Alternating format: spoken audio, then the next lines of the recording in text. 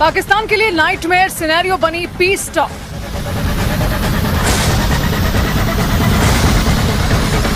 कूटनीतिक अगुवाई पाकिस्तान के काम नहीं आई। अमेरिका ईरान को राजी करने में नाकाम रहा Pakistan.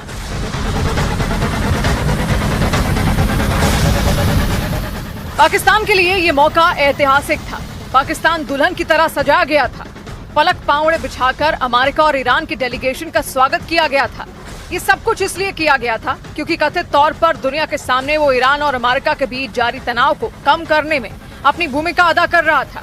Pakistan has been and will continue to play its role to facilitate engagement and dialogue between the Islamic Republic of Iran and the United States of America in the days to come.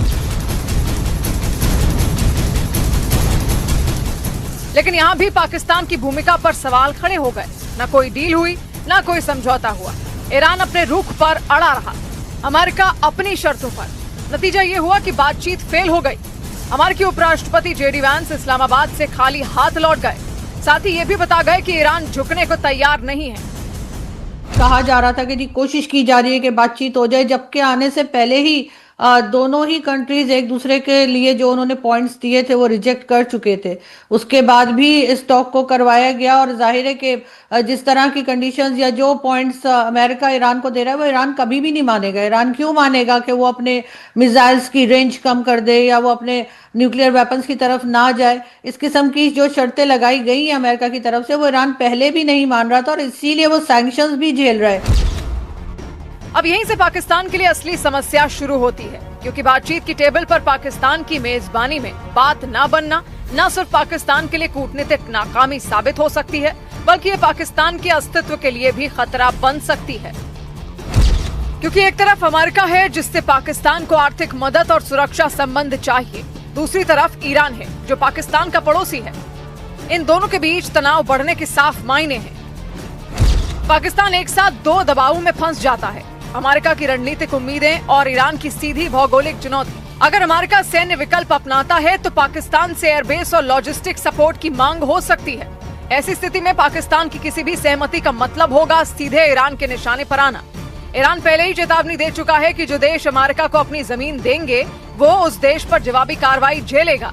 करीब 900 kilometre लंबी सीमा पर तनाव बढ़ सकता है जो hot zone में बदल जाएगा। आतंकी गुट इस स्थिति का फायदा उठाकर हमले तेज कर सकते हैं। सीमावर्ती इलाकों में एक्टिव जैश उल अदल जैसे गुट इस अराजकता का फायदा उठाकर पाकिस्तान और ईरान दोनों के खिलाफ हमले तेज कर सकते हैं। पाकिस्तान में दुनिया की दूसरी सबसे बड़ी शिया आबादी रहती है। ईरान के खिलाफ किसी भी सैन्य सहयोग से पाकिस्तान के भीतर गंभीर सांप्रदायिक दंगे और गृह युद्ध जैसी स्थिति पैदा हो सकती है। इन्हीं हालात से बचने के लिए बिचौलिए पाकिस्तान ने भव्य तैयारियां की थी। सूटेड बूटेड सेना प्रमुख और पीएम शहबाज शरीफ ने अमेरिका और ईरान की खिदमत में कोई कसर नहीं छोड़ी। लेकिन पाकिस्तान की मौजूदगी को न सिर्फ शून्य समझा गया, बल्कि पाकिस्तान की इस पूरी कवायद को एक शो पीस डिप्लोमेसी के तौर पर देखा गया।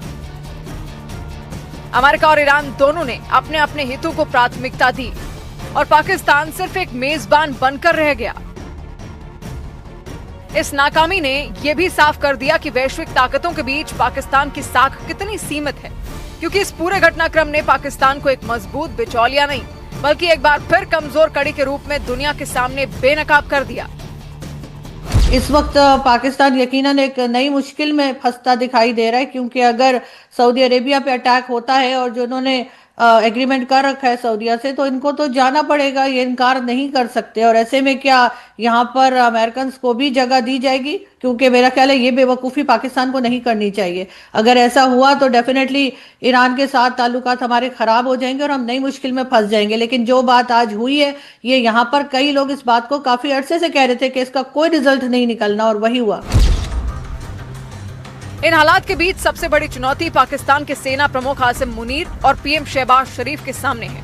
पाकिस्तान अब एक ऐसे मोड़ पर आ गया है जहां हर फैसला जोखिम से भरा है। एक तरफ ईरान से टकराव का खतरा, दूसरी तरफ अमेरिका को नाराज करने की कीमत।